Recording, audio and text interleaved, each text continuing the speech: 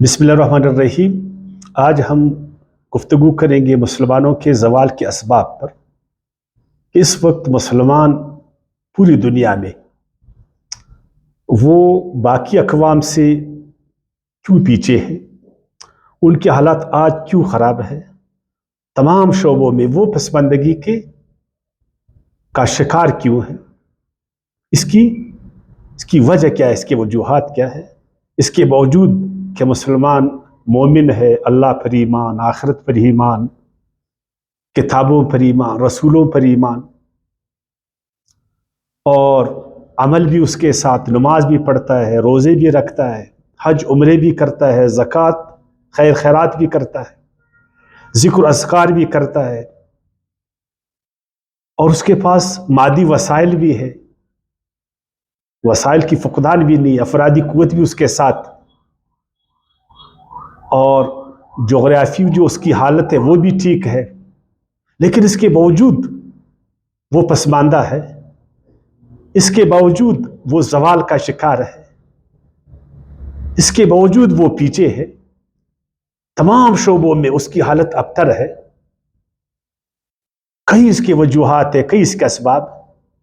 ایک بڑے سبب پر آج ہم گفتگو کریں گے، باقی جو اسباب ہے اس کو ترتیب کے ساتھ قسط وار پھر انشاءاللہ زندگی رہی تو بیان کرتے رہیں گے۔ اب سورہ طٰہٰ کی آیت 50 میں اللہ تعالیٰ نے فرمایا کہ میں نے جس چیز کو بھی پیدا کیا اس کو میں نے ہدایت بھی دی۔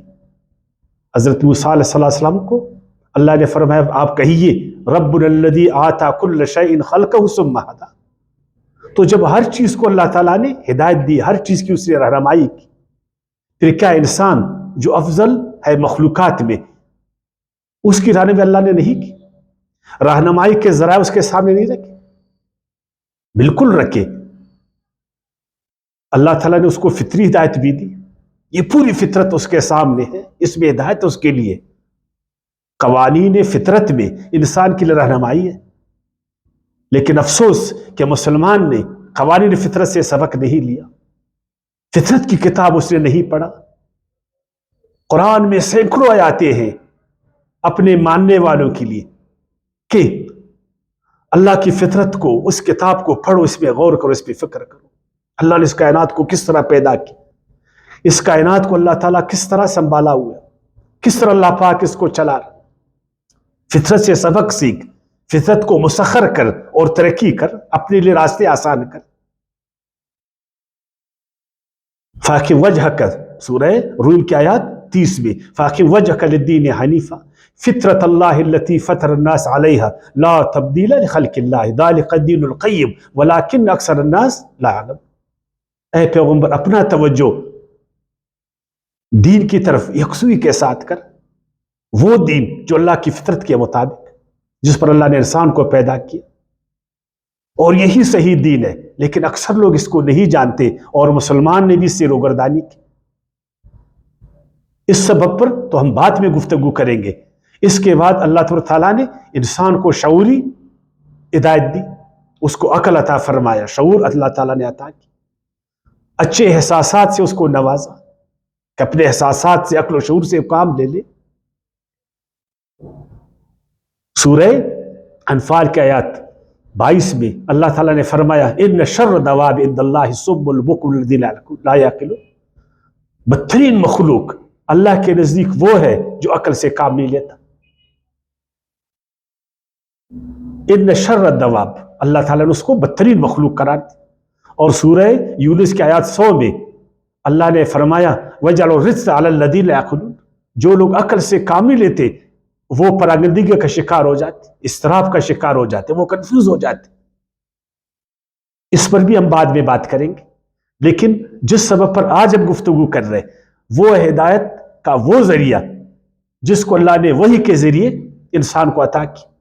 وقتاً فوقتاً اللہ تعالیٰ نے اپنے نبیوں کو، رسولوں کو مبعوث فرمایا تاکہ فطری ہدایت اور عقلی ہدایت کے ساتھ ساتھ انسان اس نور سے بھی منور ہو جائے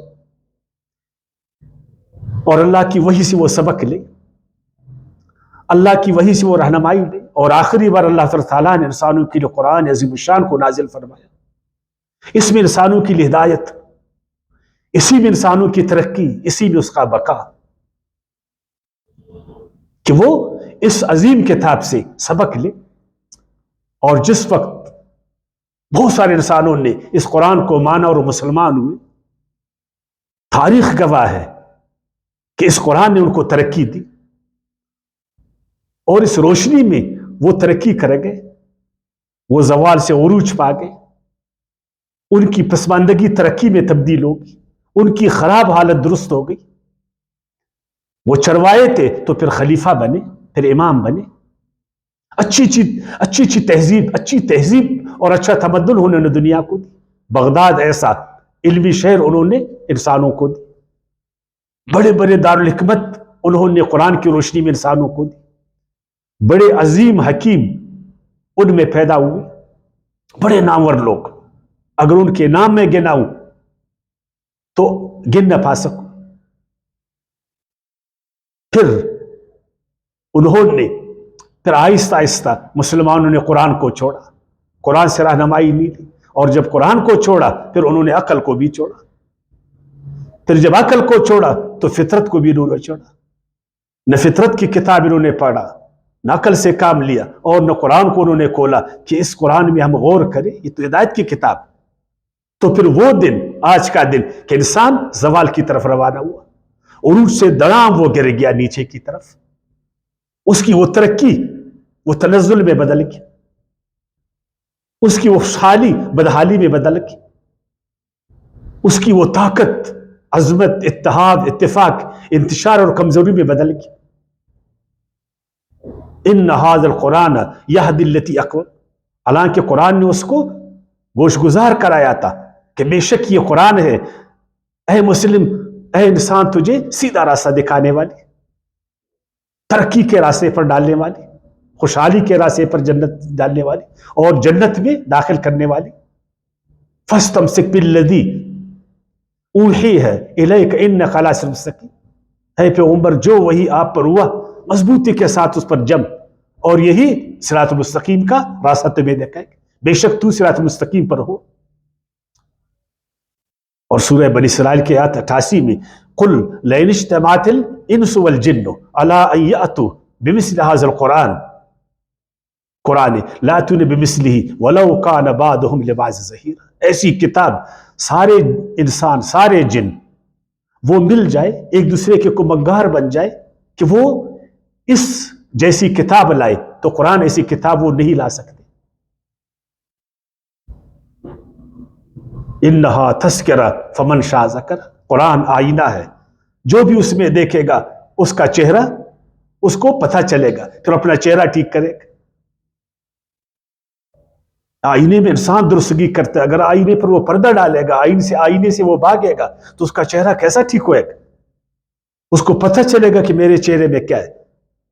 آج زوال کے سارے اسباب قرآن اس کے سامنے رکھے گا، خصوصاً اے مسلم، تو قرآن کو بھی مانتا ہے، تیرا تو اللہ پر بھی یقین ہے، تو آخرت کو بھی مانتا ہے، تو عظیم پیغمبر کے پیروکار ہو، تو نمازیں بھی پڑھتا ہے، حج بھی کرتا ہے، عمرے بھی کرتے ہو، تم اس سب کے باوجود پھر تو کیوں زوال کے شکار ہو؟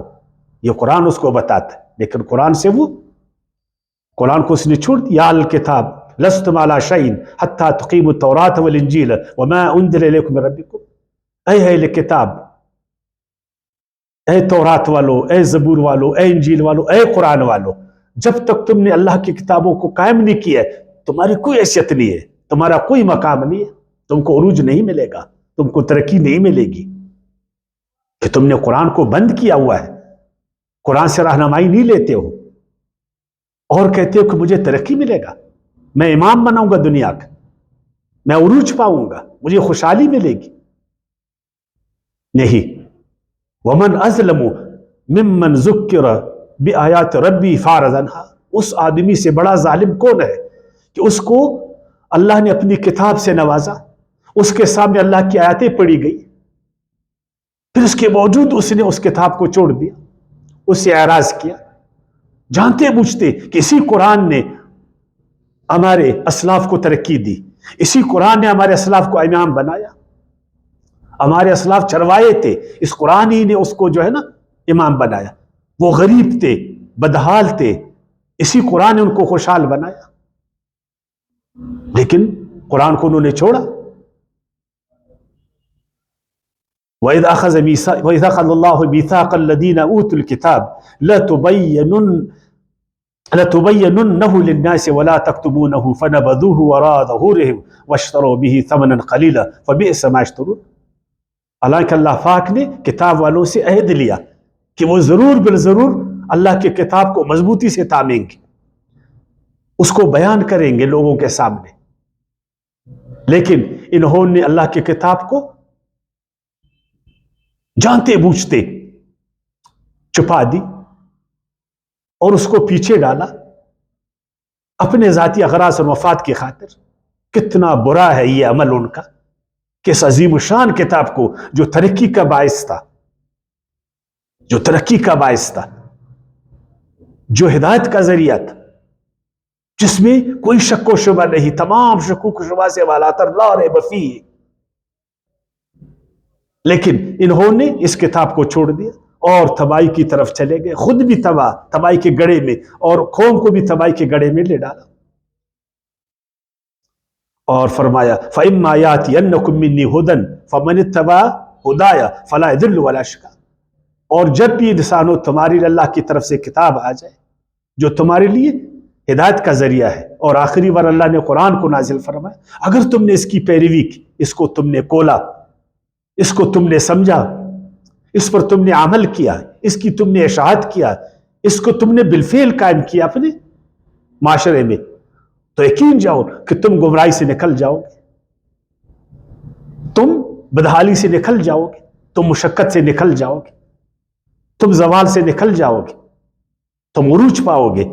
وَمَنْ أَعْرَضَ عَنْ ذِكْرِي فَإِنَّ لَهُ مَعِيشَةً ضَنْكًا. اور اگر تم نے اس عظیم شان کتاب سے روگردانی کی اور تم نے اس کو چھوڑا، پس پش ڈال دیا، تو پھر تمہاری زندگی تلخ ہو جائے گی. اس سب کے باوجود تم پسماندہ رہو گے، اس سب کے باوجود تمہاری حالت خراب ہوگی اور تم کو ترقی نہیں ملے گی. اور پھر مسلمانوں نے جانتے بوجھتے اس کو چھوڑا، پھر ان کی حالت آپ کے سامنے. یہی زوال کا سبب ہے بڑا، ہماری بدحالی کا، ہماری پریشانیوں کا، ہمارے زوال کا. اس کے باوجود کہ ہمارے پاس وسائل بہت، اس کے باوجود کہ بہت کچھ ہمارے ساتھ مادی اور معنوی حوالے سے، اس کے باوجود کہ ہمارے مسجدیں بنی ہوئی ہیں، اس کے باوجود کہ بیت اللہ پر بہت ہی جمع غفیر لوگ ہمیشہ عمرے اور حج کی حالت میں طواف کرتے، لیکن قرآن کو چھوڑنے کی بدولت آج ان کی حالت یہ ہے. امام مسلم نے ایک حدیث کوٹ کی، 917 نمبر کی حدیث، حضرت عمر فاروق رضی اللہ تعالیٰ عنہ سے آپ صلی اللہ علیہ وسلم نے فرمایا ان اللہ یرفع بہذا الکتاب اقواما ویدعو بہ آخرین. بے شک اللہ قوموں کو اس کتاب کے ذریعے سے اٹھائے گا جو قرآن کی پیروی کریں گے، جو قرآن کو ذریعہ ہدایت سمجھیں گے، جو قرآن کو سمجھیں گے، سیکھیں گے، اس پر عمل کریں گے، اس کو نافذ کریں گے، اس کی اشاعت کریں گے. اللہ ان کو ترقی دے گا، اللہ ان کو امام بنائے گا، اللہ ان کو عروج عطا کرے گا، اللہ ان کو بدحالی سے نکالے گا، اللہ ان کو خوشحالی عطا فرمائے گا، ان میں اتحاد اتفاق اللہ پیدا کرے گا، ان میں طاقت اللہ پیدا کرے گا. اور اگر وہ اس کتاب کو چھوڑیں گے وَيَدْعُوا بِآخِرِينَ، تو ایسے لوگوں کو اللہ تعالیٰ پھر گرا دے گا، ایسی قومیں پھر گر جائیں گی، پھر عروج سے وہ زوال کی طرف جائے گی. قرآن کیوں ترقی دیتا ہے؟ اس لیے کہ قرآن انسان کو علم و عمل کی دعوت دیتا ہے، ان کی آنکھوں کو کھول دیتا ہے، دماغ کو کھول دیتا ہے، دل کو کھول دیتا ہے، آفاق کو روشن کر دیتا ہے.